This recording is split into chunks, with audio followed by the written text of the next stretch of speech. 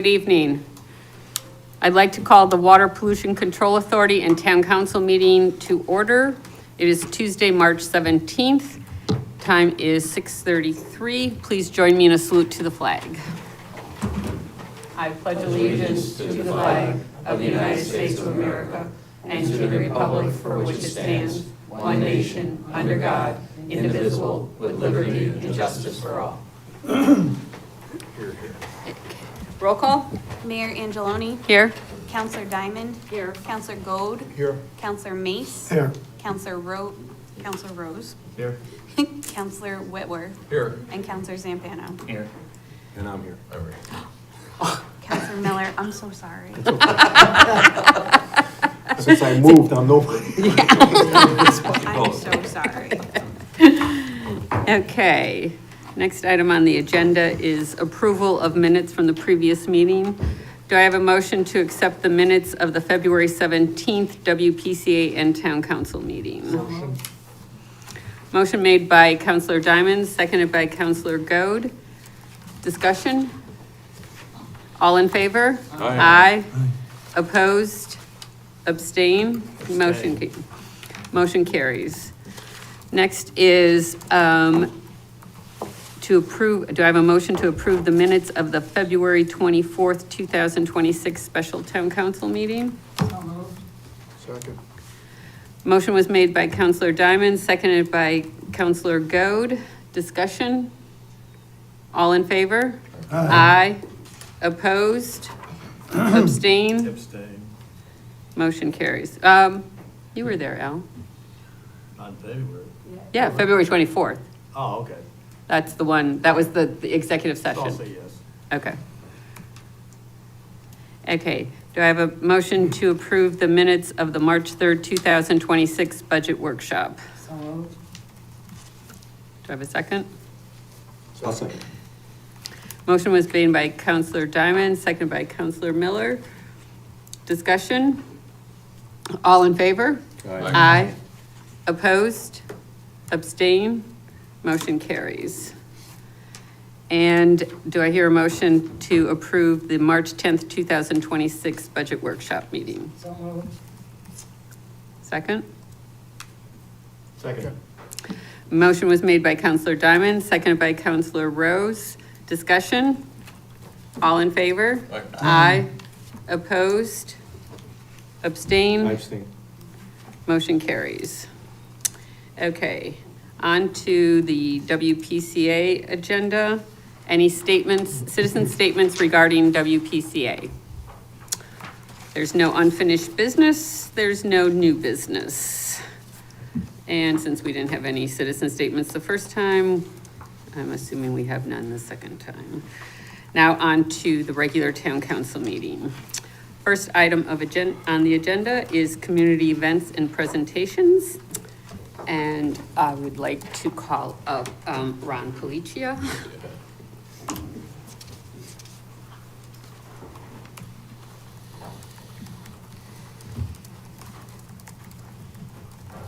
Welcome to this side. Thank So on behalf of the town of North Branford, I would like to present this recognition to Ronald D. Policia Jr. This commendation is hereby given in recognition and appreciation for your years of service and contributions to our community. Town Council from November 12th, 2019 to February 18th, 2026.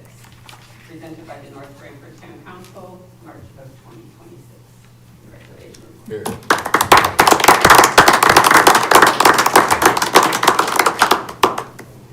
Thank you, everybody. Thanks, Ron. Thanks for serving. 8 years.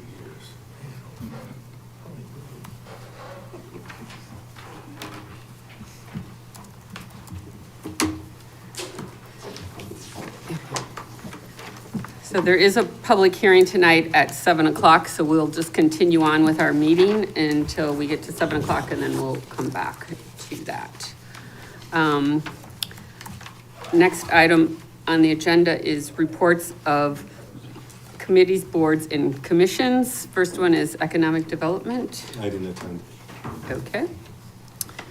Park and Recreation, Their meeting was, I was unable to attend. And so their next meeting is next Tuesday, March 24th. Police Commission, That meeting was canceled for this month. okay. Fire Commission, I did not attend. Fire Commission, I got that. okay. It was a quick meeting. They are. Their agendas look long, but they It was, I they was go 5 right minutes through. late and I almost missed it. Oh, Zampano time. You're gonna, it's gonna be tough if you're on Zampano But I time. did catch a few things. 18 members passed the officers class, which they conduct now in town, is that right, Yes. Anthony? Right. And they're still working on the communications with Motorola and whoever else. We're still having difficulties there. And then the meeting ended. Okay. All right. Planning and zoning. Bob? Thank you. I attended the meeting of the Planning and Zoning on February 19th. I took up just a few notes. I won't read them all. Bob Nowak, the chairman, was presiding. The committee took a verbal presentation from an engineer on behalf of McClellan North Branford LLC, who was seeking approval for a site plan mod at 90 Sarah Road.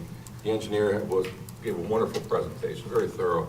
The application passed all permitting, and it had installation of septic, and it had approval from Inland Wetlands Watercourses Agency. They had done a site walk on the property as well. We then moved on to, or the commission turned on to the town planner. Dave Perkins spoke of a pending public hearing on March 5th concerning schedules, a modification to what is known as Schedule A, what I'm referring to as a planning and zoning set of values and restrictions. The hearing at that time was yet to be advertised in local papers. That may have already been done. Let's see, Mr. Perkins prepared some documents for the P&Z members concerning training that is required by state law. Online courses are available. He'll have more information as that becomes available. General discussion ensued about House Bill 8002, which concerns parking, open space, and urban density, which is expected to affect North Branford in 2028 to 2029 time period. Mr. Nowak, on behalf of the group, expressed thanks to Councilor Zampano for his liaison work to the P&Z. That's the end of the report. Okay, thank you. Finance Subcommittee did not meet. We were holding budget workshops. And our April meeting will also be canceled because we will be in budget negotiations. We have a scheduled meeting that night also. So the next one probably will not be until May. Public Safety Communications Subcommittee? And we did not meet this month because we want to wait for the fact that Motorola is finally coming down here on the 26th and 27th, and they're going to recreate the problems that the fire department had on Super Bowl Sunday. Hopefully, they're going to spend enough time here and really try to help us find the problem. So we want to wait till after they come. Okay, that makes sense. Okay. All right. Inland Wetlands, Bob. Okay, thank you. I attended the Inland Wetlands and Watercourses Agency meeting of February 25th. Ashley Joyner led the meeting in the absence of Steve Scavo. Minutes of the prior could not be approved. There was insufficient number of members present. The main item on the agenda that night was approval of an application 2026-1 for construction of a house at 175 Twin Lakes Road on the shore of Lindsley Pond, I think it is. The applicant's representative gave, again, very thorough presentation, charts, you name it, answered every question you could think of. They've agreed to comply with all the restrictions that were placed, standard restrictions, plus posting of signs that are available from the town. The property is already served by water and sewer. No public hearing was deemed necessary. And that was it for that. They, again, as Dave did on the P&Z meeting, he responded to member Frank Pagano concerning training requirements for those involved in wetlands issues. Mr. Perkins said he will provide updated information about the courses as the new curriculum is identified. That's the end of the report. All right, thank you. Blueprint Committee. No meeting. Okay. Town Managers Report. Good evening and happy St. Patrick's Day to everyone. As the council has been informed previously, the town of North Haven is planning a major improvement project to its sanitary sewer system that they estimate will cost approximately $23 million. Per the town's sewer use agreement with North Haven, North Branford is responsible for a portion of the total cost of that improvement project in proportion to our capacity on their system. Currently, that capacity stands at approximately 20%. North Branford recently began an infiltration and inflow study of the North Haven section of the town's sanitary sewer system, which is overseen by the town engineer, Chris Holden. The hope is to identify and reduce the amount of stormwater infiltrating the town's system to reduce our capacity and thereby hopefully reduce the town's share of the North Haven improvement project. The town engineer, treasurer, finance director, and I recently met with representatives of North Haven to discuss the project. They anticipate that construction will finish in approximately 2028 and will be funded with a 20-year bond. We will continue to work with North Haven and keep the council abreast of any developments as they arrive. So I just have a question quick before we, so roughly, if it's 23 million and 20%, so we're at 4.6 million for the project. So where does this money come from for us? From the sewer? Sewer capital, and then once that's depleted, it becomes part of the sewer use rate. Okay, do we know how much we have in our sewer capital at this I can get a point? number for you. I don't have it off the top of my head, but I can get it for you. I ran a number. Do you have that number, the estimated number It's of that approximately service? 450 in year one, 450,000. Yeah. So we would just have to pay over a 20-year Correct. period? Yeah, We would marries contribute up with our their portion debt of the bond. service. Oh, okay. So whatever their debt service, we did that same thing probably 20 years ago when they did another improvement on the North Haven plant. And what we found out last time when Mike Downs was still there, they had deferred a lot of maintenance on that plant. There are several items that need to be addressed. And for whatever reason, no one had the appetite to proceed with them. So now there have some significant repairs that need to be done, and it's time to pay the piper that they should have been doing all along, quite honestly. But by their own admission, that there was no appetite to, again, you focus on the rate. What's the rate? What's the rate? What's the rate? No one wants to pad the rate to take care of these projects, and they sit out there waiting, and now we have to fix the issues, so. Okay. All right, thank you. I received notice on February 26th that town planner David Perkins will retire from full-time work with the town of North Branford, effective this Friday, March 20th. David has worked for the town for over 3 years, and he's been an asset to his department and our team here at Town Hall. I'd like to take this opportunity to thank him for his dedicated service to the town and wish him many happy years of retirement. Fortunately, he's indicated a willingness to continue to work on a part-time basis until we find a replacement, for which we are very grateful. With the end of February, Restaurant Month in North Branford has ended. Thank you to this year's participating restaurants: Taco Palace, Duties to Tuck It In, Supreme Seafood, Katsu, Capone's Pizza Bar Route 80, Hidden Kitchen, Giovanni's, Angiolo's Wood Fired Pizza, and Mill Pond Steakhouse, as well as Bobby's a Pizza and Nada's Restaurant, which contributed gift certificates. We had approximately 2,000 entrants into the contest, and the drawing was held Friday, March 13th. The first place winner receives $550 in gift cards, and the second place winner will receive $275 in gift cards. I'd like to thank the Economic Development Commission and the Shoreline Chamber for all their hard work in putting this event together, and we look forward to building on this year's success next year. On Monday, March 9th, I attended Congresswoman Rosa DeLauro's annual municipal CEO meeting. She and her staff updated us on legislative priorities in Washington, provided updates on funding opportunities, including congressionally directed spending, and answered questions from the CEOs present. Among the topics raised was the ever-increasing price and waiting time for fire apparatus, and whether the federal government could play a role in addressing this issue. I took the opportunity to follow up with her staff regarding the town's outstanding Assistance for Firefighters grant, and I'm expecting a reply in the next week or two. On the snowy morning of February 25th, I had the pleasure of attending the Shoreline Chamber Annual Excellence Awards. This year, North Branford's Hometown Hero Award was given to our very own Treasurer and Finance Director, Anthony Esposito, for his lifetime of dedicated service to the town in a variety of roles. A strong contingent of support from Town Hall was there, as well as his family to congratulate him. Ashley McLean and from Beyond the Horizon and our Parks, Recreation, and Senior Center Director, Carrie Haynes, have been invited to present at the Massachusetts Recreation and Parks Association Conference on March 25th. They would deliver a talk entitled Building Inclusive Recreation Through Community Partnerships that will highlight their work to provide sensory-friendly recreational opportunities here in North Branford. We're excited that their innovative work is being recognized and hope it can serve as a model for other communities. That concludes my report. Okay, thank you.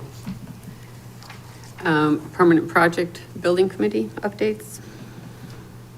At the police department, the driveway cracks are still under review. At the high school, they're investigating the green roof leak, and that should take place over April break. It was delayed due to the snow. And the warranty and closeout process remain in progress. At Edward Smith Library, the HVAC bids were received March 4th, and the Permanent Project Building Committee met on Friday, so you will have a recommendation in your folders for tonight's agenda. The high school storage building remains on hold while they await specs. Public Works construction is in progress. It's partially completed. PPPC has reviewed the scope of the project, and change requests are on the agenda later tonight for the town council to consider. Okay, all right, thank you. Rory, the leaks in the high school, did they figure out where those leaks are coming from? I will have to get back to you, I'm not sure. Because I know I had a customer come in and somebody had taken pictures and there was all garbage cans all around the school with leaks coming in. That's under the green roof. So that's what's gonna happen April vacation. They're removing the green roof and they're gonna do a flood test. So the town has to pay for that first, till we find whose fault it is. And then hopefully we can go after that, and Gilbane will go after that contractor. So, but that's it, that's, So what they're gonna, from what I've heard at the Board of Ed meetings, the report on that is they're gonna take the green roof out. I mean, they're not gonna have it for growing, and if they're gonna grow it, they're gonna do it in pots and whatever else. yeah, we're not putting it back. They're not putting it back the way it is right now. So they think that's the area where it's leaking from? Yes, it's definitely, so the green roof is a flat roof over top of the garbage cans or down below. Yeah. Is it the media center? I think it's the library, yeah. The library, yeah. It's over the worst room that it could be over. No, of course.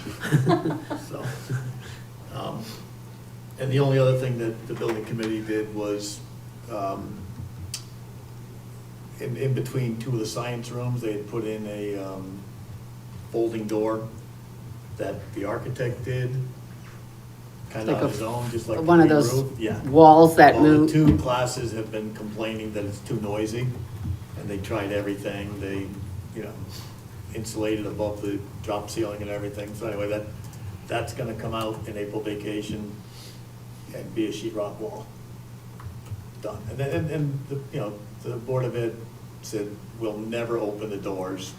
We'd rather have the rooms quiet. So, and that's only gonna cost us like $5,600. So Is Gilbane doing that? Gilbane is doing that for $5,600. So It's a we bargain. We better jump on that. So, yeah, good. Thank you. Sorry to interrupt. No?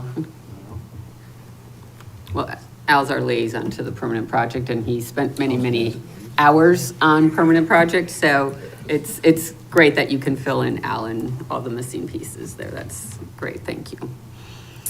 Okay. On to citizen statements, petitions, and correspondence. I would just like to recognize the North Branford High School girls basketball team who have made it to the finals which will be this weekend at Mohegan Sun, I believe, are the finals. So congratulations to their coach and all the girls at North Branford High School. I believe it's been a while since they've made it this far, and so good luck, girls. When is that game? It's this weekend. I think it's on Sunday. I'm not sure. It's either Saturday or Sunday, but it's this weekend. And tickets do have to be bought in advance. There's a website that you can go. Who are they playing, Rose? I'm not, Don't know yet. Don't know yet. what class are they in? S? Are we in S? No, I think they're class 5. They go by. Oh, it's different than? Numbers, yeah. Oh, okay. Okay, I'm not, don't quote me on that, but I know the boys are on 5, so. okay. All right, thank you. Okay, moving on to resignations and appointments. We have a resignation from Gregory Sharp from the Solid Hazardous Waste and Recycling Committee. His term will expire 12/31/27. So I'd just like to thank Greg for all of his service on this committee, and we'll look for a replacement for him. Okay, all right, we still have some time before the public hearing, so we will just continue on with our meeting here. So item 12, unfinished business.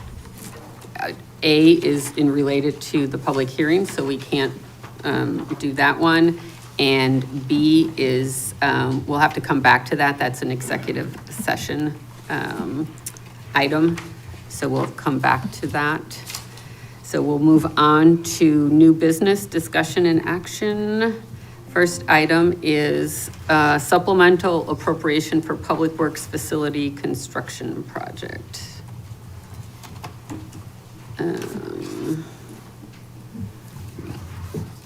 So in our packet, you will see a spreadsheet for this project. So the reason this is before us is that this project, the only thing the council voted on was actually the contract for Munger construction. So we were not provided any, like, the complete cost estimates for this project. We just voted on last year, in May, we voted on the contract so that they could start the project. And now this is coming forward for the completion of what they need for the completion of the project. And this project is we are not bonding for this project, we are paying for this project. So,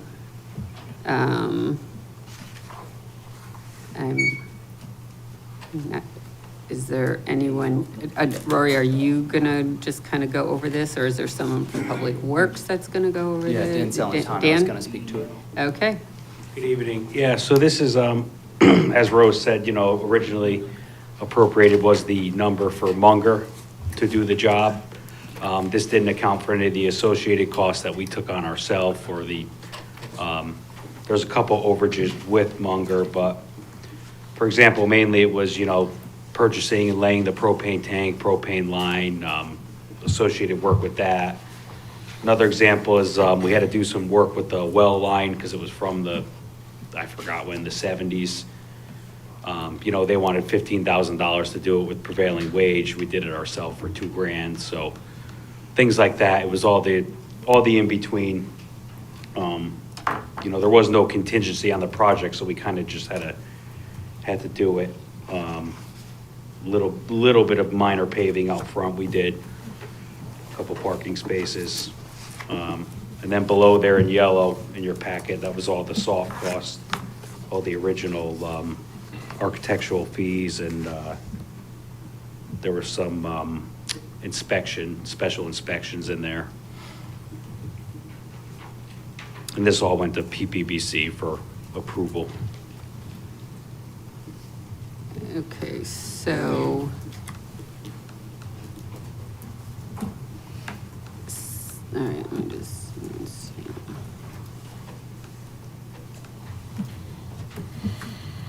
So is there a motion, is there anything that we have to do, or is this just the accounting on the because we're not bonding or anything? It's gonna come out of, the first $1.5 million came out of fund balance. So my thought was to take the additional amount, the additional 117, capture it in the next year, 26, 27 capital improvement plan as an additional appropriation for this project coming out of fund balance. Knowing full well that you guys are gonna bless it, most likely, and they can continue to, close the project out and move forward. You can't really change the fund, it's a fund balance appropriation. There obviously isn't 117 in contingency left to do it. So the first chunk of the money came out of fund balance. It just makes sense to marry the second piece up with that, take it out of fund balance in the next year's CIP. We'll just, as we're putting together the CIP now, we'll include that in there for now, and then it won't impede them at all because the bills are already basically in process, or the POs are in process. So it's gonna be a little bit of a lag. We're gonna, we're gonna spend it and then replenish it come July 1. Okay. When the CIP gets adopted. I have a couple questions. So I'm trying to understand the draft tone. It's already funded for $1,500,000. Correct. It says here, right? And then the additional funds of $117,000 are coming from where? Fund balance. That's where the initial $1.5 million came out of. It was in the CIP in the. Oh, capital improvement? The capital improvement program, yeah. It'll be funded, the CIP, you have multiple funding sources. You could take it out of taxation, you could take it out of fund balance, you could take it out of grants, you could bond it. And the decision was made that we have so much bonding debt currently, we're gonna pay cash for this. Take it out of our piggy bank, basically. So that's where the $1.5 million came out of, and then the 117 will be in that same spending kind of, philosophy.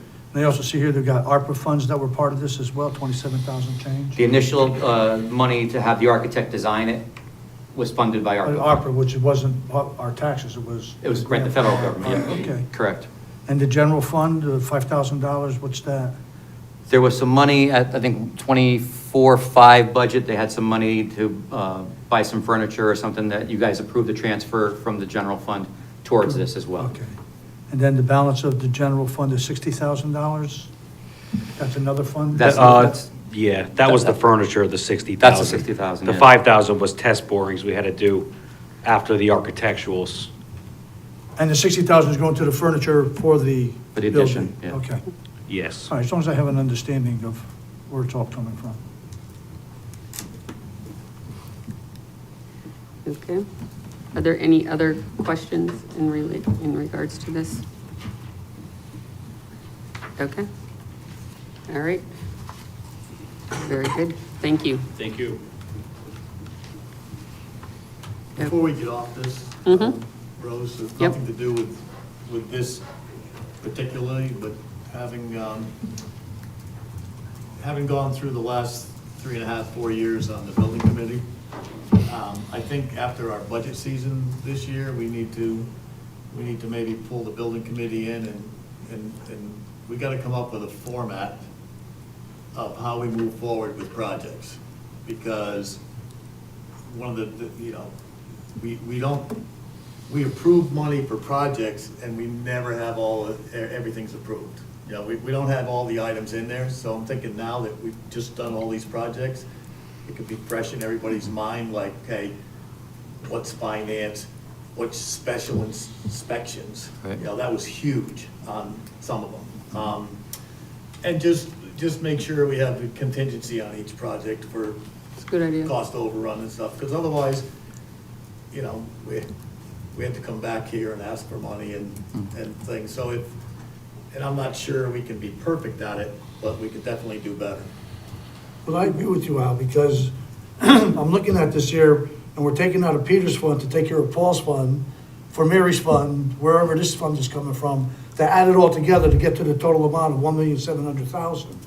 And it's not just like already approved to pay for it in advance, so we know that it's not coming out of just 5 or 6 different funds, it's coming out of one capital improvement fund. Which I think is you're right, we should do something Yeah, I in the think future. we can, Right. work together and come up with some kind of a checklist that we get everything in, or hope to get everything in. Right. And we know that there will be, there's definitely estimates on things, but at least we're not far off unless we run into something that we didn't anticipate in one of the things. But you try to cover all of the different areas so you get a total cost on the project going into it. Well, it's good that you want to pay for it. You're not bonding it. So Right. you're not going to have a 20-year liability or. Correct. Years liability. It's going to be paid off, and when it's done, it's going to be paid off in cash. It'll be done, Which is yeah. good. It's done and over with. Yes, yes. We are trying to limit our debt Good service housekeeping. and bring, because we know we have a year or two where it's gonna continue to go up a little bit, but then it's going to start coming down, and we want it on the downward Okay. trend on there. So that's why we elected to do this. Okay, so we are gonna go to the public hearing now. There is on page 47, is the public hearing notice. Murray, do you have that up? Would you like to? Notice of public hearing. The North Branford Town Council will hold a public hearing on Tuesday, March 17, 2026 at 7 PM in the North Branford Town Council chambers. The purpose of the public hearing will be to hear comments on the proposed ordinance number 2025-2, which amends Chapter 182 of the Code of North Branford entitled Peddling, Hawking, Vending as summarized below. The proposed revisions to the peddling, hawking, and vending ordinance define mobile food vendor and exempt mobile food vendors and events hosted by religious and nonprofit groups from the requirements of the ordinance. A copy of the proposed ordinance is on file at the office of the town clerk and posted on the town website. Dated at North Branford, Connecticut, this 25th day of February 2026. Lisa A. Valenti, MMC, North Branford Town Clerk. Email public comments to public-comments@at townofnorthbranford.com. Publication date, March 12, 2026, in the Sound. Thank you. Okay, so I would like to open the public hearing for proposed ordinance number 2025-02, Chapter 182, entitled Peddling, Hawking, and Vending at 7:05. Do we have any public comments in regards to this ordinance? Any public comments? No public comments, so I am going to close the public hearing at 7:06. And now we are going to go to item 12A on the agenda under unfinished business, which is proposed ordinance, discussion and action on proposed ordinance 2025-5, Chapter 182, entitled Peddling, Hawking, and Vending. So in our packet, it starts on page 49 is the actual memo with the motion. And then there's actually the ordinance follows that on page 50. So does anyone from the I'll council? move that the town council adopt the ordinance as presented, ordinance for proposed ordinance number 2025-5, chapter 182, entitled Peddling, Hawking, and Vending. Second. Motion was made by Counselor Diamond, second by Counselor Goad. Any discussion? All in favor? Aye. Opposed? Abstain? Motion carries. Thank you.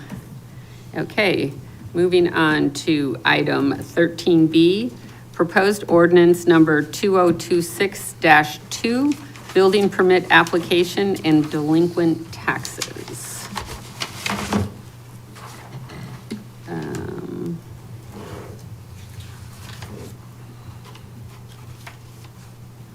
Okay. Yeah, so this came to light recently. The building department has a long-established practice that is authorized by Connecticut General Statute 7-148C2B, which allows us to withhold the issuance of building permits when property owners are delinquent on their property taxes.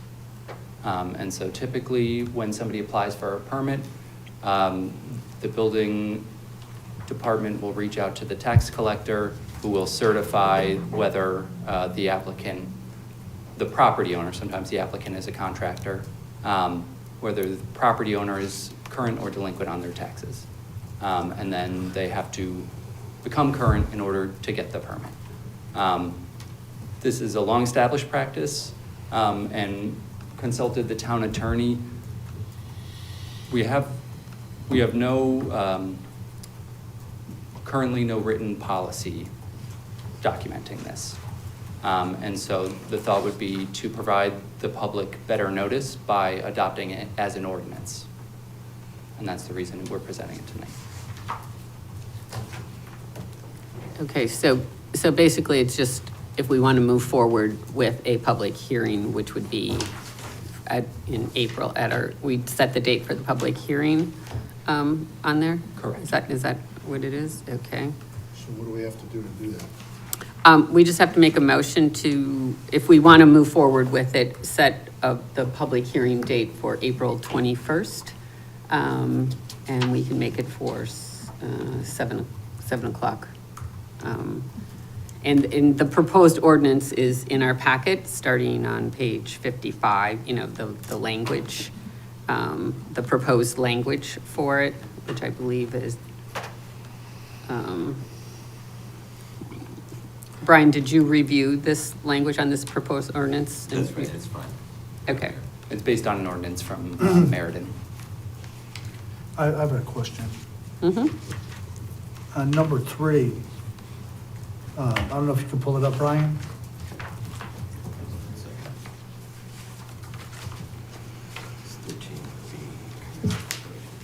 Yep. All right, notwithstanding the above, a lessee of real property shall be given a building permit for improvements, although the record owner so owes.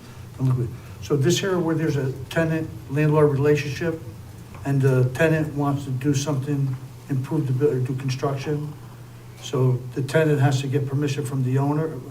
I'm just trying to understand the mechanics of it. This allows a lessee, a tenant, to Yeah. come in. If the landlord is delinquent, the tenant, so as long as the tenant provides a copy of his lease, he's rented the property for at least 3 months, and the improvements being made are for the benefit of the tenant, the lessee. And the lessee has no financial or corporate interest of the lessor, of the owner. So you can't take an owner who makes a dummy business or a brand-new LLC for the sole purpose of making a lease on the building and then doing an improvement they want to do. This is for the tenant of a building who's trying to improve his own space or its own space. While the building may be delinquent, this lets the tenant nonetheless go in, if it's an arm's length lease with the owner, to do the improvements on its leased space within that building. All right, so I'm a tenant and I don't have a lease. I just pay month to month, there's nothing in writing, but I want to do it. How does this help me? It doesn't. You need to have a lease. So how do we, there's a gap here, how do we fill that gap so that a lessee who doesn't have a written 6-month lease or 1-year lease just pays month to month? How do we help that person if they want to do something? You'd have to either allow it under this or look at whether that's actually going to happen, whether someone on a month-to-month is going to put any money into the premises. Why would you do that without a lease? Because you could be out, as you know, the next. The question isn't why would somebody do that? The question is, if I'm a tenant and I don't have a lease, all right, how does that help me? You cannot do an improvement to your property All right. unless the landlord's taxes are current. This does Is not. there any way we could fix that? Sure, if it's your pleasure, we can write it to allow any lessee. But then you run into the potential of, an owner saying I have a month-to-month with this individual and it's really himself or a related entity of some type. At least if you have a lease, we know that had to be in existence for 3 months. It gives you the peace of mind or the security to know that someone's not going to avoid paying their taxes to pull a permit by coming up with a sudden lease. Suddenly he has a tenant to the building, the whole building. And that's to try to protect the town from that scenario, someone who tries to do an end run around us. That's Okay, I'm understanding that. So it's up to you, it's I up to you, just have- whatever you folks want to do. If you want us to rewrite it, we can, to include that, but then you lose the protection of someone. I don't agree with that. I wouldn't do that. I wouldn't want to rewrite that. Why would you have a tenant who's going month to month able to even do that? The landlord should just pull the permit for the tenant. Yeah. On a month to month, the landlord would pull the permit. I don't know if I was renting to somebody, that's there month to month, I wouldn't want them going down to the town hall and pulling a permit to do some work on my house. So that would be the landlord would do that. Well, they typically would need a letter from the owner saying that they're acting as the owner's agent when you go to pull a permit. So you need the owner's permission to do it. Right, you'd need the letter for the owner, so I almost, I understand what somebody was trying to do here, but it is, I'm not sure how many times it would actually happen that a person renting it is gonna try and improve the building, you know? And the only thing I see in here, and I've pulled hundreds of, if not thousands of building permits, in most of the towns, so this is a practice that I have to do every time I get it in other towns, every time I get a permit. Most of them have you hand it in, so here it says that a member of the building department's gonna go check it out. Most of the towns I've been in, we do it, you know,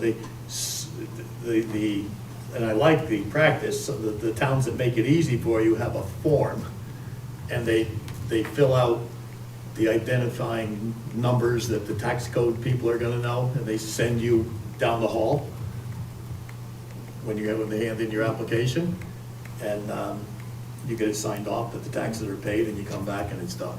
So it's part of the building Part of permit. the package that the builder is handing in.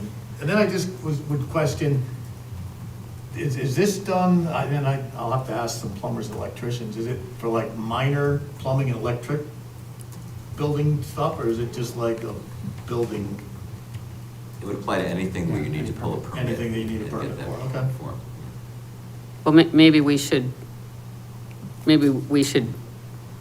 because a building permit in someone's eye could be different than an electrical permit, right? Or a plumbing permit. That is a building. That is a building. Well, it's in the category, but if they only have to pull an electrical for an electrical permit, Right, because, and I don't know what North Branford does, I've never pulled a plumbing or electrical permit, but they might even just say that it's a plumbing permit or an electrical permit and not even mention the word that it's a building permit. I'm not sure, we checked with Steve, or checked with Lynn. right? She would know. I mean, just so that it covers all of that. If that's our intention, is to cover any permit that falls under building. And it's done in most towns. I can't remember getting one that I didn't have to go get a sign off on the taxes. So if we are going through the motion here, maybe we should try to develop it where it is a more friendly, as you described, Al. Yeah, just Because make we it do part of want- we do want to be friendly to the builders, as long as they're doing everything to code and regulations, right? I agree, you should make it as user-friendly as we can. And Yeah, I had specifically asked, I know in other towns, they'll do the signatory page that then you bring as part of your Yep. application. The reason that they stated that this was their preference is that they went paperless in the permit process, and this would reintroduce paper. Right. Okay. Valid point. My opinion again though is, if you're pulling a town permit, no matter what it is, we're all supposed to be paid up on our taxes. Why would you give anybody a permit for anything if they're behind on taxes? And there are exceptions in the case of emergency. You know, if it's, a pipe has burst and it needs to be repaired, or else the property will, you know, get further damage, a permit is issued. But it is, yeah, sort of discretionary permits are withheld. I mean, I guess it's easier for the builder if someone from the building department does it, but I just know that in our town, we have one-person department, so it's just something else for them to do, but. I guess We can always reintroduce the paper and just scan it digitally, so it remains a part of the file. It would. Yeah. That's a preference. we do have the capability of scanning and including it. So I think we need to have some, that the builder takes some ownership to it. And to get it, and if there's just a simple form that is already filled out as part of the package. Right, but we find a way, as Al described, a way to make it easier. Right. Or not easier, but Friendly. yeah, more friendly to the builder, like, right, here's your, here's your maps and so forth, and your locations, and so Right. that you don't walk down the hallway and, be stumbling in the next office. Make it streamlined. Okay. So would we like to set a public hearing on this? That's our next step, is to make a motion to set the public hearing. Are we going to correct paragraph number 3, or, because that was my concern, is paragraph 3 addresses not the builder, not the landlord, doesn't address the contractors. It addresses a tenant, and the tenant must have a written lease. And there are cases where leases are not for a period of time, it's just month to month, as long as the person pays, they stay there, nothing in writing. That was my concern about that paragraph.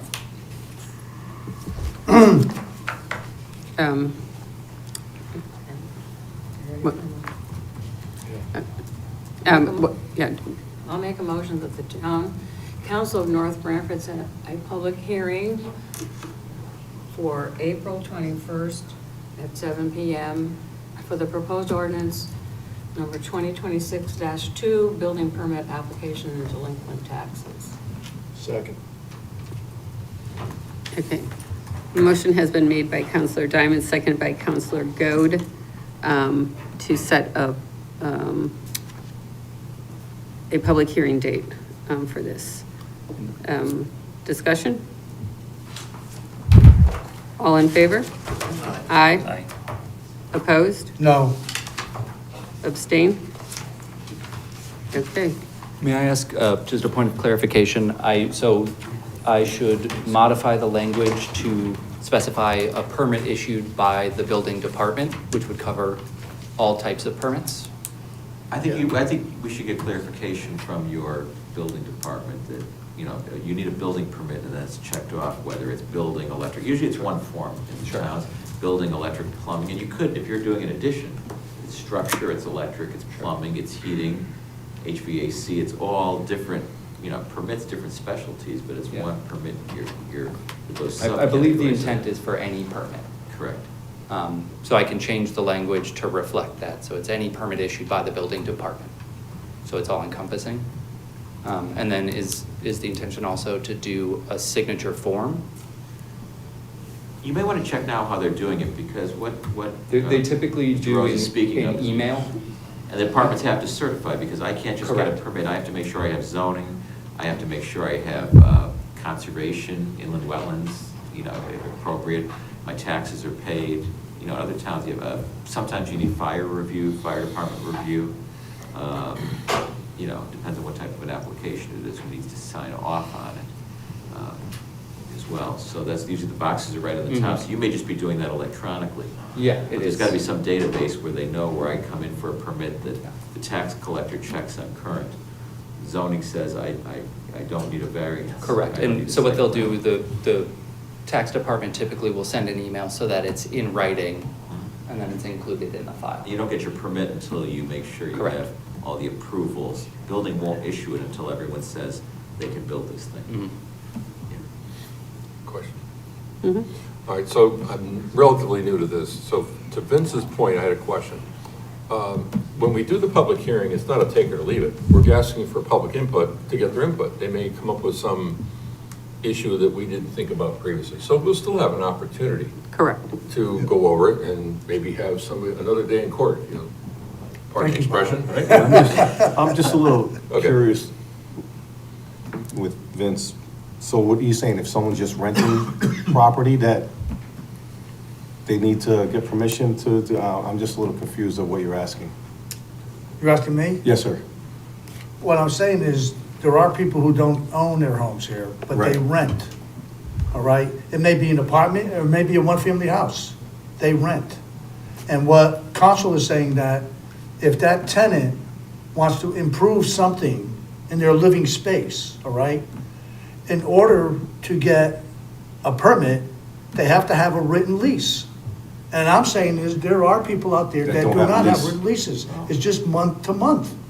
So if I'm living month to month and I say to my landlord, you know, I want to do something, I want to get a written lease, and the landlord says, I don't want a written lease, I want to get rid of you at some point in time. I could just get rid of you after X amount of months and evict you if you don't move out. So, I mean, there are situations like that, and of course, during my lifetime, you know, growing up in Fairhaven, not everybody owned their home, you just rented an apartment, and not everybody had a lease. So I'm very sensitive to the people who are tenants.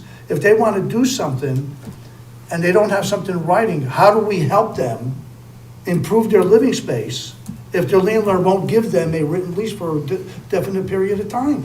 That's all. Not asking for the world. They're just one group of people that are not protected under this here proposal. That's all. Is there any language like that anywhere, so you know? Well, you could do that certainly, but then you have a scenario where anyone who could come in, say I have a oral month-to-month lease, and we give them a building permit. I don't see that happening practically, because, you know, if you don't have a written lease, you're in a month-to-month. So if someone's gonna come in and put air conditioning in the house they're renting, they can be out the next month, or they're gonna put in a new bathroom, I don't know that scenario is actually gonna happen. Well, They'd be a you fool know, to do that, frankly, Yeah. you know. there are people out there who can't afford to buy a house. Well, Yeah, No, the I public get hearing. that, but Yeah. I think some of I can't imagine a tenant coming in saying, I'm gonna put all this money into my house, and 3 weeks from now, I can be out of this house or this storefront. It seems like a scenario that we may never see. I can't imagine seeing that happening. Well, hopefully a public hearing will address that. well, what could happen is somebody's lease expires and they don't have an active lease. All right, they have a 1-year lease, that happens, and then it expires. And what's the legal term after it expires? Month to month. It goes month to month. Right. They don't have it in writing though, but it goes month to month. Correct. They had a lease. So I but they can't don't see have that it person now. coming in saying, I'm I gonna know. renovate my storefront with Oh, no $50,000, problem. and then 3 weeks now the landlord says, you're out of here, thank you. I don't know. So we'll do it. Then why do we even meeting, put it in right? there? Yeah. Public Well, hearing. that's what the Yeah. public hearings for, we'll talk about it then, right? Right, Perfect. yep. Okay. Next item on the agenda is town planner job description. So it's on page 56 of our packet is where, As I mentioned with the departure of David Perkins, whenever a position is vacated, we review the job description and make sure it meets the town's current needs. And in reviewing it, there were some substantive deficiencies in it. The town planner also serves as the wetlands enforcement officer, and since the creation of the blight ordinance, the blight enforcement officer, and neither of those items are in the job description. And there are a couple other small changes that are made that are provided in the red line version that was provided in your packet. And we're just looking for approval for this so that we can get the position posted. Now that we've mentioned the blight ordinance, Mm. there's one problem over on Beach Street. Is that being handled a little bit more now, a little more pressure on that? What's going on there? and let's just go, let's take care of this Okay. item first. On here? Sorry about that. No problem. So has everyone had an opportunity to read this Yeah, please. and everything, and you're okay with it? A lot of change. To move it forward so that Rory the town manager can post the position. I'll move that the town council approve the town planner job description as presented. Second. Motion was made by Counselor Diamond, seconded by Counselor Rose. Any further discussion? Yeah, so when we hire someone in town, is there a probationary period, an evaluation? And how is that handled? So all union employees have probationary periods before which they are not afforded union protections. It's usually 6 months. for administrators. Administrators are at-will employees, and so we typically have not done probationary periods because they can be terminated without cause. Okay, so so you hire someone, because I'm really talking about non-union, non-bargaining unit. So you hire someone, how do you evaluate what's the process? You hire someone, they start today, then what? What's the process? I mean, typically we meet with the employee over the first several months informally and make sure that, you know, they're performing their duties satisfactory. So there is nothing in place, so you don't have a 30-day, 60-day, or 90-day review where you meet with the associate and, you know, the first 30 days, they probably, you know, they probably don't, you know, aren't up to speed. That would make sense, right? You know, but you share, you know, what we expect from you and where your learning or your opportunities are, and then another 30 days go by and 60 days. Now they're probably showing some improvement, we hope, right? Mm-hmm. That would be the ideal. And then we're encouraging them for further growth and further training and further learning. And it's a two-way. It's two-way. It's a conversation that you have with your employee. And then at 60 days, you know if they're gonna make it, but then it goes up to 90, and then you could extend it too. So I'm taking that we have nothing like that here. You just hire someone and they're good to go. That's what it sounds like. Yeah, because they're at-will employees, we can terminate. Yeah, but them at will doesn't that doesn't mean anything, because we're trying, you know, you hire someone for success, right? I mean, that's the whole idea. We don't hire someone for failure.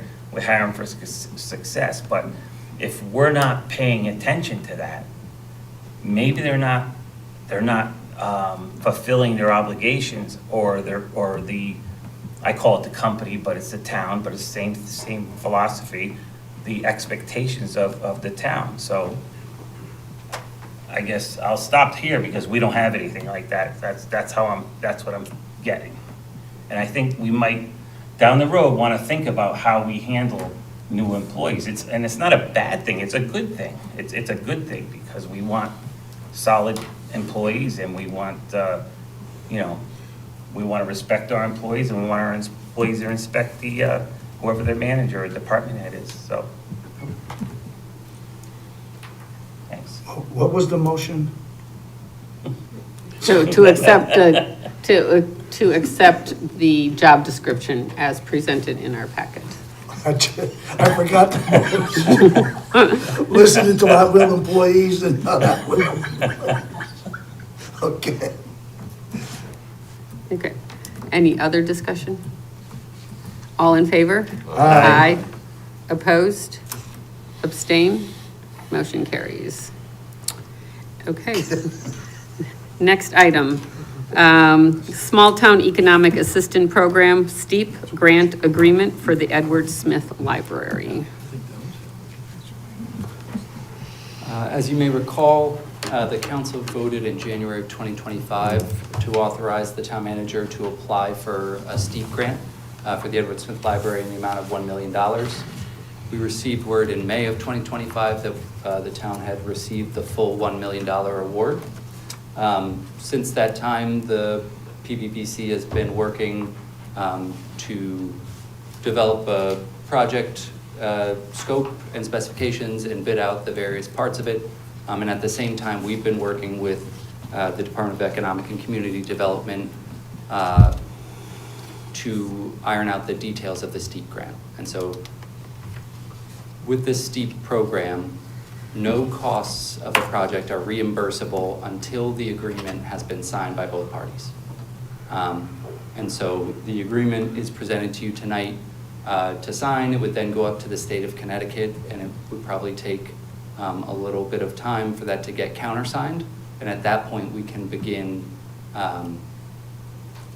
assuming reimbursable costs for the project. Okay, so have we had any costs related to this project so far?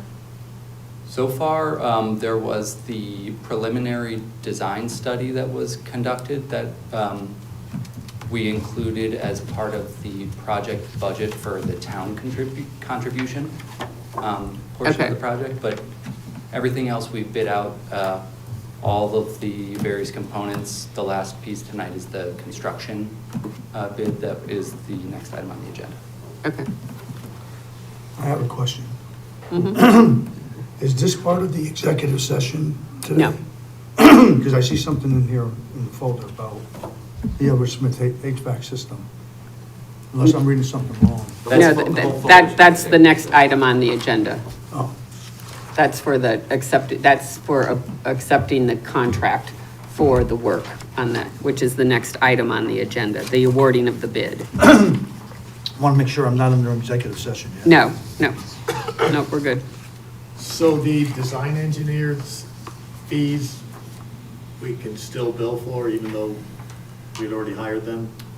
So when we submitted the budget for the application, We included it? as part of the town contribution, because we. Oh, okay. Yeah, so we had submitted a budget for 1.85 million, and that was included as one of the costs that would come out of the. So the $850,000, the town portion of $850,000, because we got $1 million steep grant and Correct. $850,000 is the Correct. town's portion. That, the design part of it is part of that $850,000 on there. So it wouldn't go towards the steep Correct. grant. It would not be a reimbursable cost. Right, okay.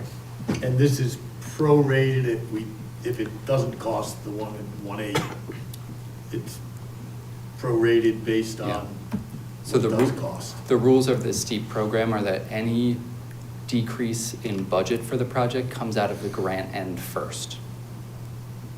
So we're on the hook for $850,000 Correct. regardless Correct. of what the cost of the so if it costs 1.6 million, we still have 850,000 We in pay the the steep first grant. 850 and then the state reimburses.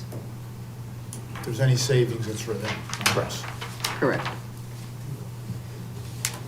But as projects go, where the bids are for this, and with the architect, the design fees, and I'm sure when we get done with special inspections and Yeah, all and those the charges. commissioning we're gonna charge, be real close to our 1.8, so right. I think we'll get most of the money.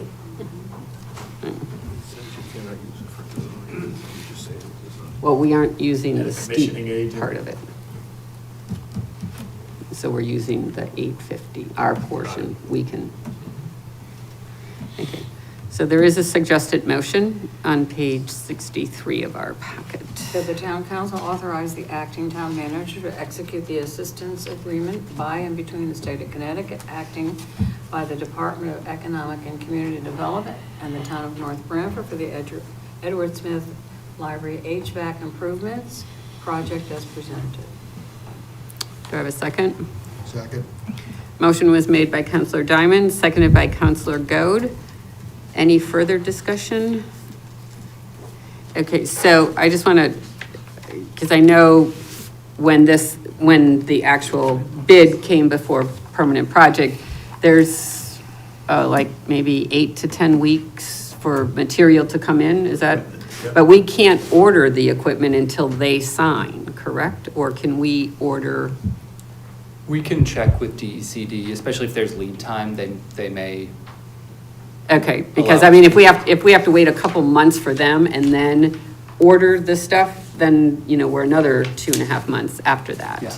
So it could, In we the could be into the scenario fall. where the materials arrive prior to the grant being countersigned, it might be an issue, but we'll confirm with DECD before we move forward. Okay.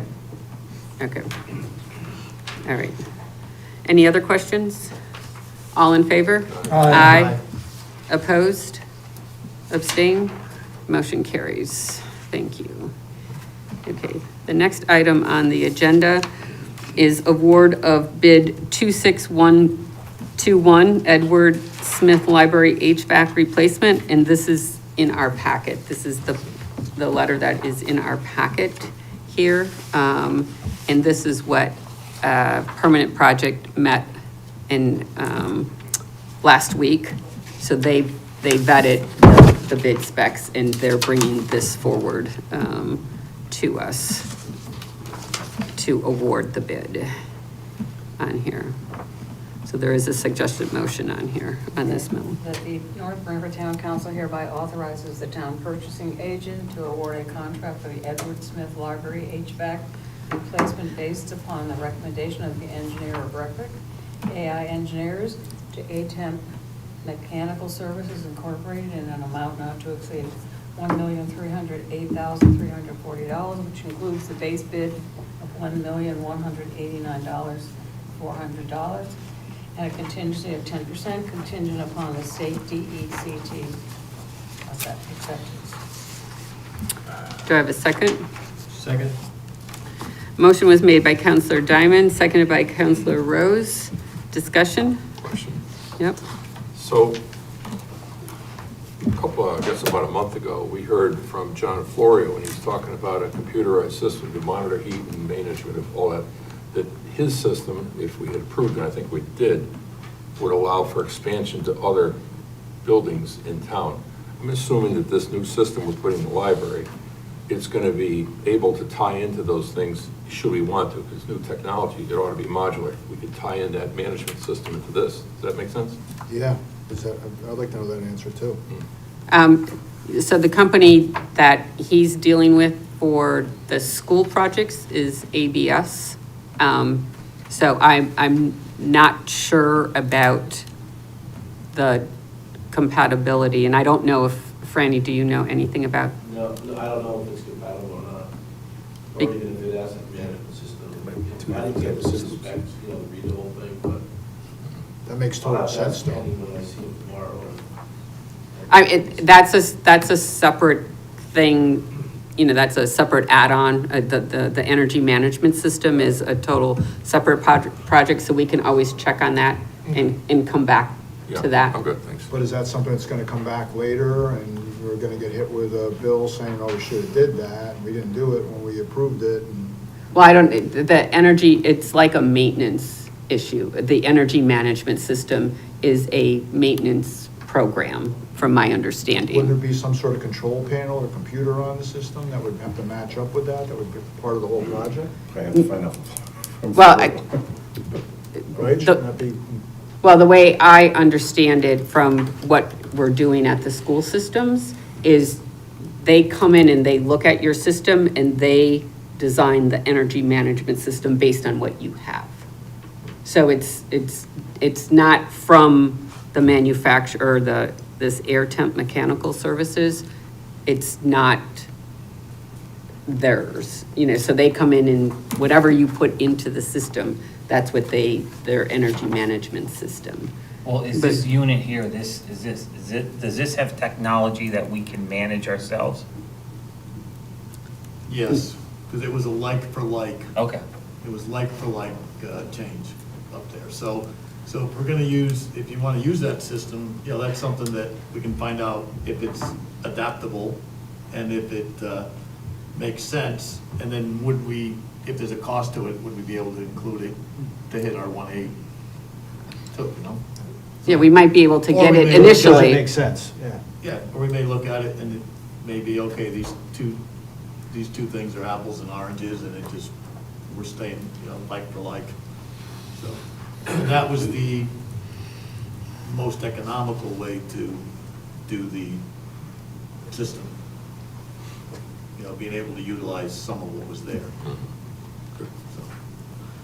So Franny, could We'd you, have to get a number on that. I yeah, don't think it was in the bid as a It management wasn't. system, so you'd have to get a number from it. But we can, it's an idea, if it'll work, and it works for us, we can do it, but it's just not.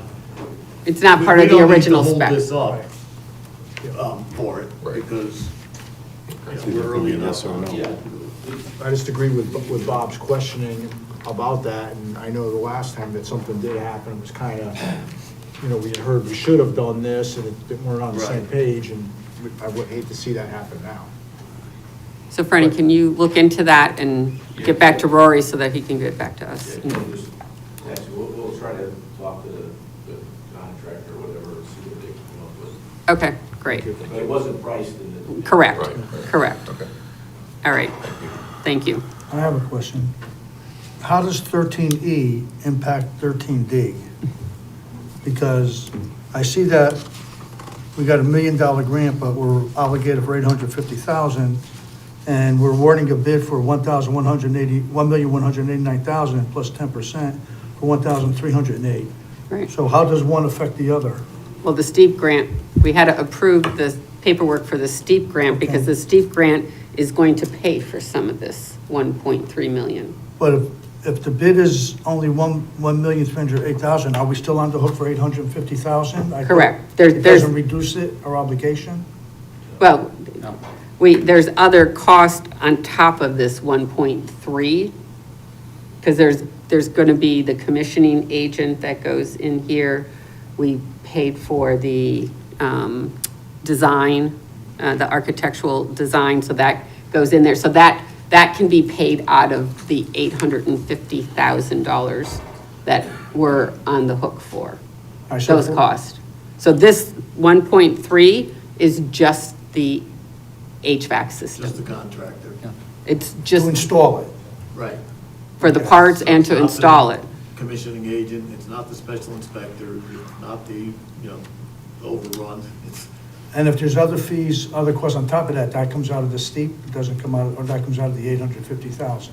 Right, it gets added to the project cost and up to the steep grant, when we applied for it, it was for $1.85 million. So we got the full $1 million, so we have to pay $850,000. If it's under 1.85, the reduction will come out of the steep grant. All right, We're still on the hook for $850,000. all right. So the 1,300,000, if there's any cost above that, we're on the hook for that too, or we're not on the hook for that? Well, it becomes part of the cost of the project. So they'll look at the total cost of the project, determine what is eligible for the steep grant and what goes to us. Because not all of the costs are eligible to go towards the cost of the steep grant. All right, well, I was looking at the 10% VIG, I figured that was their room, in case they had an overrun, they would be guaranteed the extra $200,000 or whatever it is. Yeah, it's, Okay. yeah, And something else, just quickly to highlight, the way that the motion is structured, contingent on DECD approval, the rules of STEEP state that we have to go with the lowest bidder unless DECD approves. And so this is the second lowest bidder. And so it's up at DECD now, pending approval. If they come back and say that we have to go with the lowest bidder, we will bring it back to you for approval. I just Okay. wanted to highlight that in case it comes back. okay, So if that's the case, then the project gets delayed again. right. Because we were talking about having this done within a period where it wouldn't affect next year's semester or when school starts again. Could this? Well, this is a library, this is the Oh, this Smith is the Library. library, okay. I thought it Yeah. was the school, okay. No, it's not the school, it's the Smith Library. Why wouldn't we have chosen the least expensive? so I wasn't at the meeting on Friday. Friday, because must be Mike Fomati's forgot to invite me again. He's having a hard time with me, being the liaison from the council, not on it. But there were, I can assure you that if the building committee went with number 2, they have good reasons. So I'm not sure what they are, but we can find out and, get back to you on it. They're well aware that you're, in the world of bidding for municipalities, you can't, you have to go with the lowest bid unless there's some reason that you can exclude them. So I'm sure they have some reason that they're willing to back up. So, and hopefully it's a good enough reason for the state to agree with them. So, and it can be, it can be anything from Right. somebody, one of the people that they worked for before didn't give them a good reference, and that's good enough to hang your hat on too, And it might also, yeah, I mean, I guess we can check with Mike, you can check with Mike Fumiati to see what the reason was or whatever. on there, but because it's not a complete rebuild and we're using some of our existing things in there, you know, depending on how the bid was, maybe it wasn't compatible or something. So Or we it wasn't must all have- gonna work. So we must have to keep a document of that of some sort, so that if we got questioned, I would Yeah, assume. we have all the bid responses. Okay. If I But remember correctly. we would be able to defend it, is what I'm saying. Yeah, and it's up to DECD to approve it, but if I remember correctly, it was something having to do with, additional costs were included, and when they were excluded, the bid was within a few $1,000s. So it wasn't a very large difference. But I will get the official answer and send it out. Okay, thank you. Okay, any other questions or comments? Okay, all in favor? Aye. Opposed? Abstain? Motion carries. Okay, we are on to item F, deauthorization of bonds. As you're aware, Madam Mayor, whenever there's a capital project that may involve bonding, the bond resolutions are all encompassing for the gross amount of the project, whether we bond that money or not. In these cases here, as you see by the various memos behind it, going back to Richard Brannigan and Bonnie Therian days, the money for these projects came out of the library construction project primarily. So the money was not bonded, so it remains as authorized to bond, but unissued bonds. So Robinson and Cole prepared the motions on the second page of the packet to deauthorize that, just to clean up the list. Okay, so where is this money? It's no money. It's authorized to bond it. We never bonded it. So it's on paper saying, okay, you can go out and buy, you can bond it. It's like the high school. We authorized $70 million. We didn't bond $70 million. You bid the net. So it's the same thing. You authorize the gross amount, and if you don't bond it, it just sits on this list forever until you clean it up. So there's no money per se. It's just the ability to bond. The authorization to bond was given. We didn't exercise it, so it's on this list as authorized to bond, but we never bonded. Okay, so we didn't take out any bands, we didn't pay any interest, we didn't do any of that stuff? Negative. It was all, primarily, it was quite honestly the library surplus from the library construction project, as you see in the memos there. Back that in we transferred to cover 2010, most of 11. this. Yeah, it was a while. So they've been out there for a while. Okay, So the motion's on the second, the motion's on the first page, but the actual motion for Robinson and Cole is the second page of the packet, if you want to read it. oh, it's not this short one on page? You could read that one too, yeah. Just read that one. Okay, all right. Marie, do you have on page 93? Be it thereby resolved that the North Branford Town Council votes to favorably deauthorize the bonds referenced in the attached resolution prepared by Robinson and Cole, our bond counsel. Second. Motion was made by Counselor Diamond, second by Counselor Rose. Any discussion? All in favor? Aye. Opposed? Abstain? Motion carries. Okay. All right, next item is contingency transfers. Madam Mayor, there's two items that were prepared initially. Item number one, we'd like to remove tonight. We found some additional funding. That one is not needed. Item number two, the fuel master at Public Works. I don't know if Mr. Marola would like to speak to that, but that's been a project that we've been held together with Bubblegum for a few, or Danny's gonna speak to it. Thank you. Yeah, so Fuel Master is, what it is, it's the electronic system that manages our fuel. So at Public Works, we have the big concrete tank, we have 2 fuel pumps, and then an electronic system that manages the fuel. Every department in the town that has vehicles uses it. It's from the 90s, right? From the 90s, it's aged. There's a lot of issues with it. We've replaced the control board a couple times. There's issues with it. It's not running currently. It's not currently running, so we're having an issue managing what fuel is going to what department. And as you recently heard, the fuel's back in everybody's department, so we kind of need to know. With that being said, we got a quote on doing an upgrade. So The existing wiring is gonna stay, the existing pedestal is gonna stay, we're just replacing the head. We're converting it to a cloud-based head now versus a hardwired, so instead of being hardwired back to the computer, it's gonna be cloud-based. You could log in on any computer from any department and manage it. This is on Sourcewell. It's sort of a sole source thing. Fuel Master is its own entity, and that's what we currently have. So rather than switch to a whole new company and get into large dollars, the quote here is for $21,051. And that encompasses parts, labor, training. And that's what we're looking to do at this moment. So you're not tracking any of the fuel use to the departments at all? I mean, Over the last, probably month, I think, Danny, it was a month or so. A month or so. Yeah, it went out, so, for the last month we haven't. To the points, there's no parts available. Yeah, you can't get parts anymore, so it's, the whole brain has to be changed. And this is the small part of it. It expands on bigger. We're not looking to do that. There's more information that we can get out of all, like the police cars and stuff.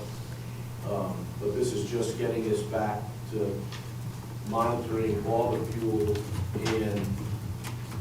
and it doesn't change anything that the current, like the police, fire, public works, rec, town hall, all the stuff that we have will work with this.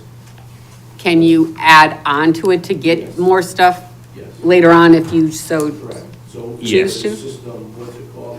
There's a ring on the cars.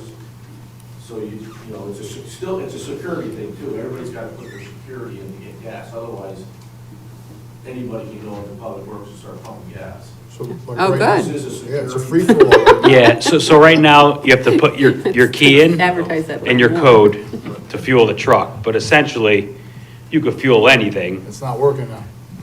The phase two to this, which was in here at $71,000, is you put an aim ring on each piece so that you have to not only put your code in, but it will only fuel that piece. And it pulls all the information out of the car, pulls out the mileage and, anything that's wrong with it. So it's a much bigger bit. That's a We don't phase need two. that right now, but, yeah. And we'll have cameras on the fuel system shortly anyway, so that's security as well. Okay.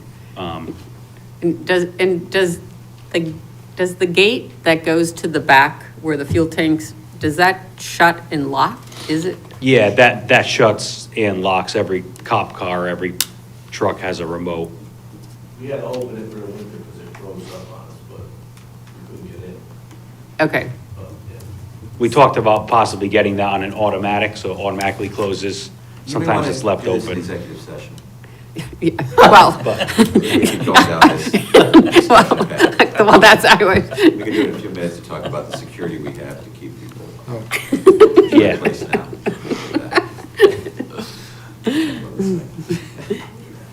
okay, so I rounded to 25, just to give it, just in case. It's the Anthony rounding The Anthony method. round, yeah. While we're on this. Well, you never know.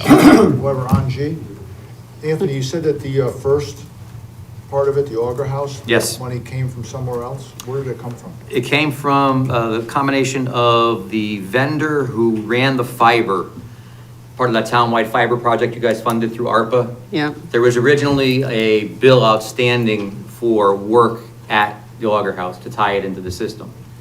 That was deemed to be not accurate. Secondly, there was need for a switch to be able to have our computers, whoever runs in that building, and internet and such, and Wi-Fi.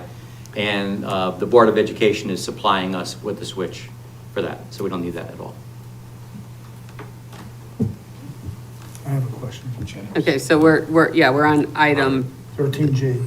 13G, number 2, Fuel Master. I have a question. Mm-hmm, We just went through the budget sessions, and I don't remember this coming up during the budget. So is this here in addition to, are we approving something? This is- When we didn't even vote on the budget yet. this is to take out a contingency right now so they can get it fixed now. rather than wait until July 1st. And how does- This request is to Transfer. fix the item. But we didn't know that a couple weeks ago, that we needed to fix this to make it part of the budget, or whatever it is, that's what I'm trying to We've been understand. working on it, and the salesman, it's one salesman that covers Connecticut to Canada, I think he said. It was tough to get him down there. And every time they get it working, 2 weeks later, it breaks down again.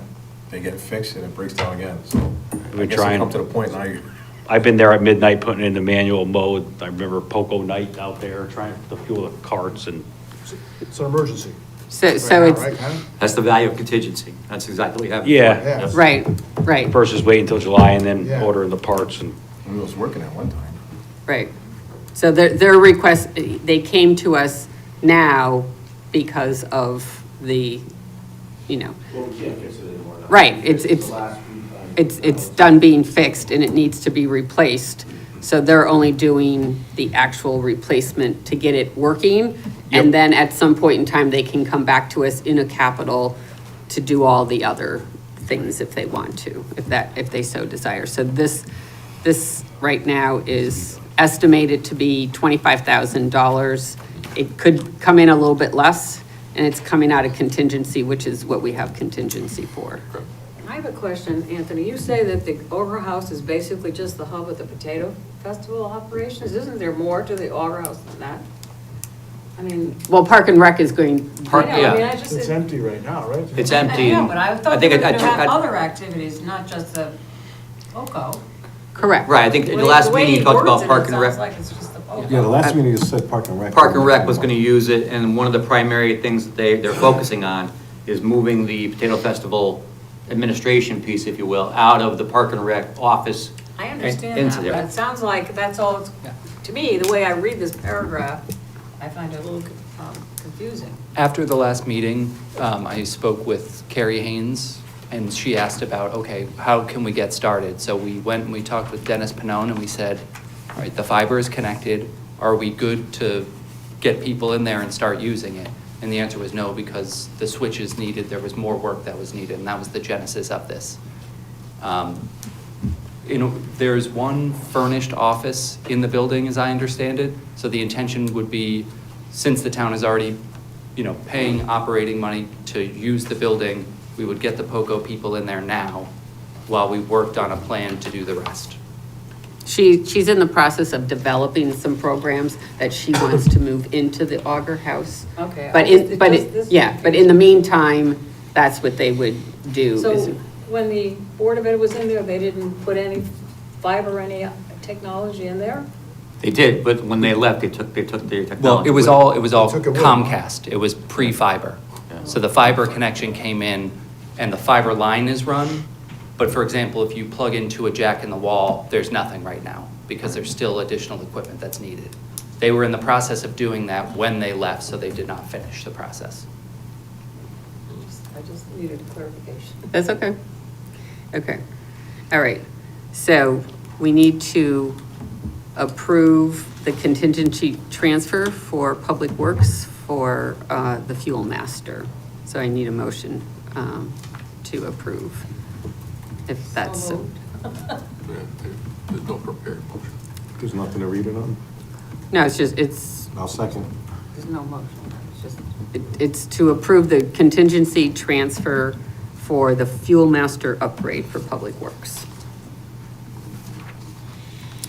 So the motion was made by Counselor Diamond, seconded by Counselor Miller. What's the And- motion? To approve the contingency transfer for the Fuel Master upgrade for Public Works, not to exceed $25,000.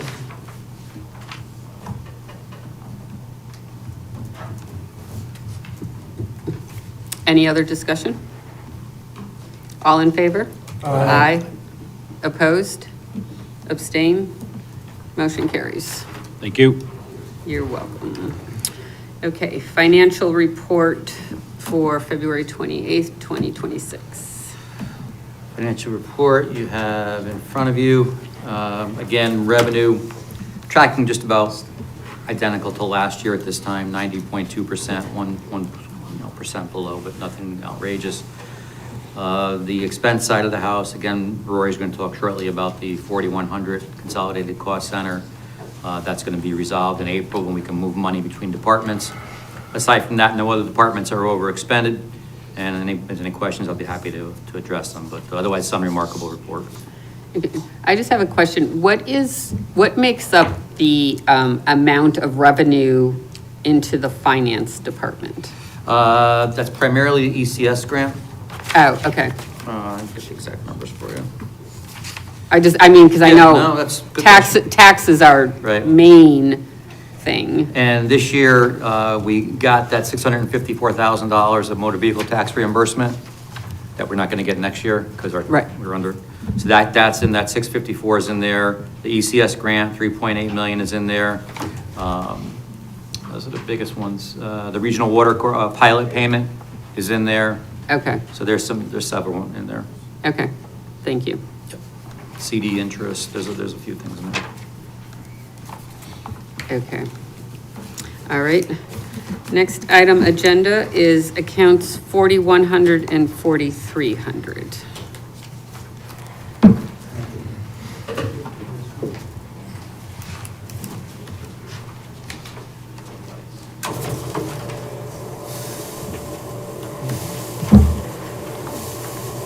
Counselor Rose asked to have this put on the agenda, so. Right, but so Rory, if, when I asked for that, I didn't realize we were gonna spend another hour going over it, so Okay. I'm good. Well, Well, that, I asked That was for good. it. Nobody's arguing. And then we stayed another Yeah. hour and went over. Yeah, if you're satisfied, So, okay. If anyone else has any more. It was in regards to further explanation as to how account 4100 and 4300, which is the consolidated, and we did cover this in detail at our last budget workshop last week on March 10th. So there is stuff in our That minutes. might not be a bad idea every meeting to have a refresher, you know? Well, until we actually see it. Yeah, we did discuss maybe over the course of the next fiscal year, providing you updates during the financial report on the status of those two accounts so that you can see the status on an ongoing basis instead of just once a year. Yeah, that would probably be very helpful until we're all used to that account. Okay? All right. Next item, citizen statements and petitions. Good evening, Flip Potter from Northford. Couple things. Vinnie was concerned about the language with renters and landlords. One thing this council has to do, if the landlord's a North Branford citizen and the renter's you have to protect both sides. So you've got to be careful what you write up. You can't hurt the landlord. And if the renter is not smart enough to get a lease, he has no rights. He has no rights to modify the property of the landlord. And I just think it's a bag of worms. If you don't properly address it somehow, you can't give the renter more rights than the person that owns the property. And there has to be rules, because if the renter is not up on codes and he tries to hire the guy in the white van with no signs on it, then he puts the landlord at risk. I get what you're saying. My grandmother lived in a 3-story house in Hamden. And again, but she had a good landlord. If she wanted something done, the landlord would do it for her, because he knew he was protecting his property by fulfilling her wishes, and she would stay. So I think you got to be very careful how you write that up. Just my thoughts. Now, I'm hoping Al, because he's got history here, can back up what I was saying. The next thing is requirements for the town planner. Carrie was here, Carrie left. We went through town paper, planners like we were going through toilet paper. I don't want to say they were unqualified, but I don't think it made it easier for builders in town to deal with. They didn't last long, either of them. And I think our town reputation for giving good service to builders definitely took a hit. I like Tommy's idea. if you don't have something to protect you, you could get in a mess. And we did get in a mess. And I don't know, I mean, I don't know how it happened. I don't know why it happened, but it happened. And it was not pleasant. And again, we got a great town here. We can't tarnish our reputation. So I think you do need, at 3 months, are you doing everything you're supposed to do? At 6 months, are you still doing everything? And then, I mean, even if you have to go to a year, but you gotta protect two things. You gotta protect the people that are trying to do business in town, the builders, and you gotta protect the property holders. And I mean, there was just stuff that happened, and I won't go into our dirty laundry, but it was not pretty. And we took a big hit. And so I think, you know, we'll never get another Carol Zeb. She was pretty good. Carrie was good. I'll give credit where credit's due. But we're known not to be the highest paying people either. So sometimes you don't get what you need because we can't afford what we need sometimes. So again, when you relook at that job description, put some checks and balances in there so you can protect the people, all the people involved, including the council making the rules, but you're actually making the rules to help the people in the long run. And I mean, any job you go to, I mean, I was a union worker for years. You are under a watchful eye, and you do have to perform. I don't see why we wouldn't want that out of an official in our town. So what if you're management? You shouldn't be under a different cloud just because you're management. You should be under the same work ethics and work measurements. And that's my thoughts. And thank you again for the good budget season coming up. Thank you. Any other public comment? You know, I think, I would like to see, I would love to have a copy of that in paper, so I know that those are all the areas that are. Oh, I think we are getting cheat sheets. Oh, we are. Okay. Yes. I mean, I still don't understand, but. Yes, they told us we are getting cheat Oh, okay. sheets with account numbers and everything else because we, you know, don't work on it with it on a daily basis and don't know all those things, so. We can modify as we go along on the budget and tell them what we want, since this is all new to us, those two accounts. It looks like it's getting longer and longer. Yeah. So, okay. Any other citizen statements? Okay. Then we'll need a motion to go into executive session.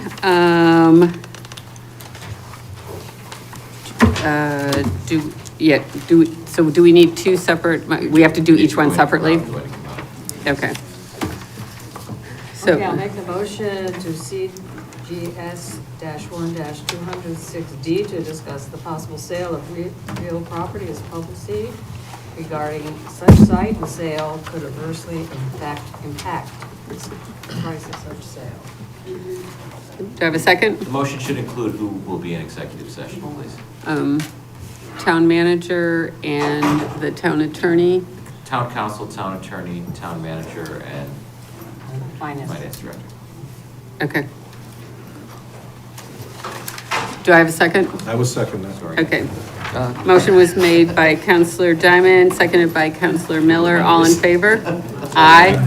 Opposed? Abstain? Okay, we're going into executive session.